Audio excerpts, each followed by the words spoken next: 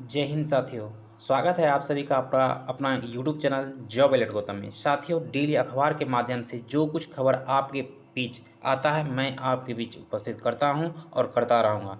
जैसा कि आज के दैनिक भास्कर में जो रिजल्ट शिक्षक भर्ती का रिजल्ट को लेकर के जो गड़बड़ी आई है उस मुद्दे पर आज के वीडियो में हम बात करेंगे साथियों। जैसा कि आपको मैं बताना चाहूँगा कि रिजल्ट में गड़बड़ी और अच्छे अंक आए भी फिर भी अभ्यर्थी सफल हो गए।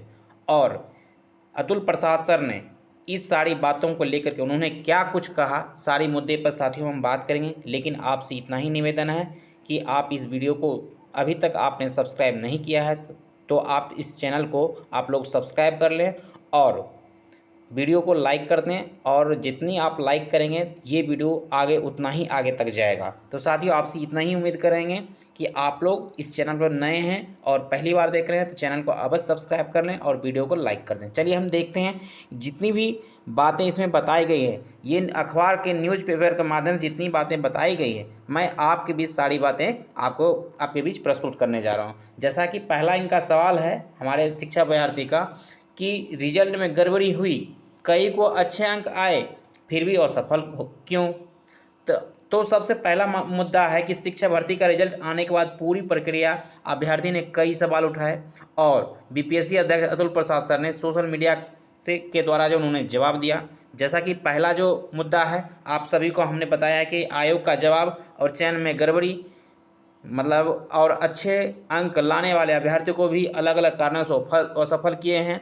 और जितनी भी बातें बताई गई, जितनी क्वेश्चन किया गया उसमें हमारे बीपीएससी के जो चेयरमैन हैं अतुल सर ने उनके सारे प्रश्न का जवाब जो दिए हैं उसके बीच वो उसको लेकर के मैं आपके बीच प्रस्तुत करने जा रहा हूँ। जैसा कि पहला सवाल है कि अभ्यर्थियों को एक से अधिक परिणाम देकर रिक्तियों क्यों बर्बाद की जा रही है। तो जवाब आता है कि अभ्यर्थियों को एक से अधिक परिणाम दिया गया है ताकि डॉक्यूमेंट वेरिफिकेशन के समय किसी एक में असफल होने पर दूसरी नियुक्ति से भी वंचित न हो जाएं। ऐसी रिक्ति को इसी चयन प्रक्रिया में प्रतीक्षा सूची से भरा जाएगा या अगली प्रक्रिया में यह राज्य सरकार के निर्णय पर निर्भर करेगा। अगला सवाल है कि मेरी पसंद का जिला क्यों नहीं मिला। तो जवाब मिला है कि जिले के आवंटन में सभी को अपने ऐच्छिक जिला में देना न ही संभव है और न ही आवश्यक है। और अगला है आपका सीटीटी के असफल अभ्यर्थी कक्षा 1 से 5 में क्यों सफल घोषित किया गया। तो जवाब है यानी कहने का मतलब जो भी सीटेट का जो अभ्यर्थी थे अगर वो अपने रिजल्ट में असफल हो गए लेकिन बीपीएससी में सफल कर दिया गया, लेकिन वो क्यों किया गया उस पर जवाब क्या देते हैं, सही परीक्षा फल स्वशर्त है। सीटीटी में शामिल होने वाले उम्मीदवार जो सीटेट में असफल हो गए हैं उन्हें कक्षा 1 से 5 के पद के लिए डॉक्यूमेंट्स वेरिफिकेशन से में बाहर कर दिया जाएगा। दस्तावेज सत्यापन में अब तक 10,000 से अधिक अभ्यर्थी अयोग्य घोषित किए गए हैं। ये भी क्लियर हो गया। अब अगला सवाल है कि कुछ बीएड अभ्यर्थियों को कक्षा 1 से 5 तक के खिलाफ माफ़ी चाहूँगा कक्षा 1 से 5 तक के शिक्षक पद के लिए सफल घोषित कैसे किया गया है। तो इस पे तो सवाल किया गया है लेकिन इसका जवाब यह है कि कक्षा 1 से 5 तक सफल होने वाले अभ्यर्थियों में 10,000 बीएड अभ्यर्थी ऐसे हैं जो डीएलएड भी हैं। मतलब जो डीएलएड और बीएड जो दोनों हैं तो वो सब्जेक्ट ये प्रमाण पत्र वो चेंज किए होंगे तो निश्चित तौर पर है कि उनका रिजल्ट होगा ही। अब अगला सवाल है कि आरक्षण का लाभ क्यों नहीं मिला। तो भाई आरक्षण का लाभ इसलिए नहीं मिला यदि आवेदन में दावा नहीं किया गया या अपेक्षित प्रमाण पत्र जमा नहीं किया गया तो वो आरक्षण का लाभ कैसे दिया जाएगा। अतुल सर ऐसा बता रहे हैं, ऐसा हम नहीं अतुल सर बता रहे हैं कि आप आरक्षण का लाभ तभी ले सकते हैं जब आप उसके लिए एक वांछित जो प्रमाण पत्र है वो आप अपलोड करते हैं तो आपको आरक्षण का लाभ मिलेगा, ना कि उसमें आप जिसमें आवेदन कर रहे थे उसमें उस टाइम अगर आपके पास प्रमाण पत्र नहीं होगा तो संभव नहीं है।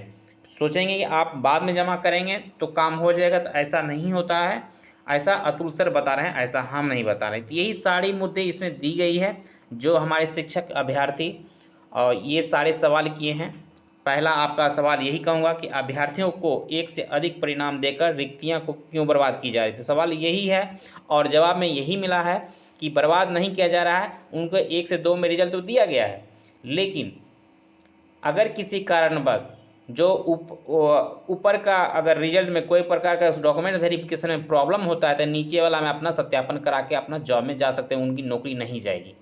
इस लेके उन्होंने ऐसा जवाब दिया। बाकी उनकी जो सीट खाली रहेंगे वेटिंग लिस्ट के आधार पर रखा जाएगा या शिक्षा विभाग जो भी कुछ करेंगे उस पर निर्णय लिया जाएगा। अगर चाहेंगे कि भाई जितनी सीटें बच गई हैं फिर से इसका सेकंड मेरिट लिस्ट तैयार करके सभी को नौकरी दी जाए तो वैसा भी निर्णय लिया जाएगा, ऐसा ये अतुल सर बता रहे हैं।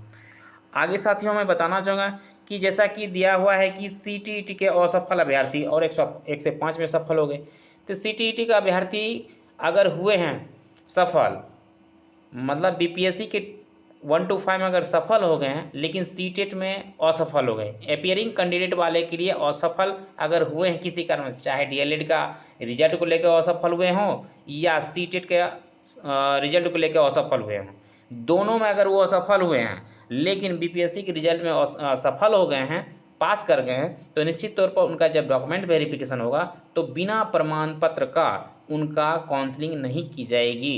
इस आधार पर वो मतलब ये जो है रिजेक्ट के लिस्ट में आएंगे, ऐसा अतुल सर बता रहे हैं और ऐसा ही होगा।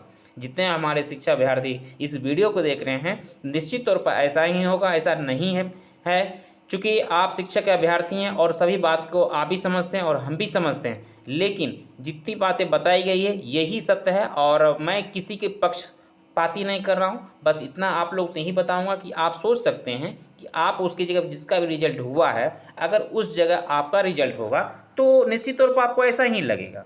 लेकिन इतना जान लें कि जिनका डॉक्यूमेंट्स वेरिफिकेशन B.Ed होने के बाद, सब कुछ होने के बाद अगर अपियरिंग कैंडिडेट हैं, अगर पास नहीं है, डॉक्यूमेंट्स वेरिफिकेशन लिया जा रहा है तो उस समय धांधली कर सकते हैं। बाकी पहले तो हम कुछ भी नहीं कर सकते, लेकिन ऐसा संभव नहीं है।